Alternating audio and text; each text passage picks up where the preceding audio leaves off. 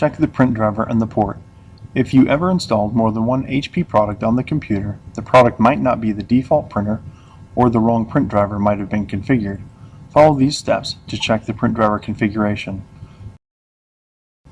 On the Windows taskbar, click the Windows icon, and then click Devices and Printers. The Devices and Printers folder opens. Look for a green check mark next to the product icon. This check mark indicates which product is the default printer for Windows.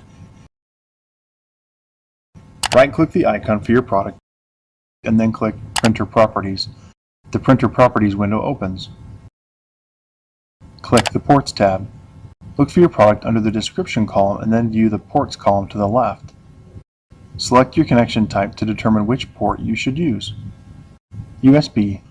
There should be a check mark next to the .4 port or the USBXXX where X indicates a port number.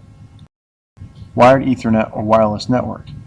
There should be a check mark next to the standard TCP/IP port with the product name. Look under the printer column and make sure that the product listed matches your product. This indicates that the print driver is correct.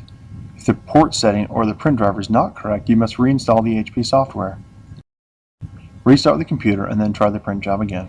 Before heading ahead into the video, in case you are facing any issue with your Netgear range extender device, get in touch with our Netgear experts. Thanks for watching, and don't forget to smash that like button and hit the subscribe button so that you don't miss any of our videos, and in the case face any problem, get in touch with the experts.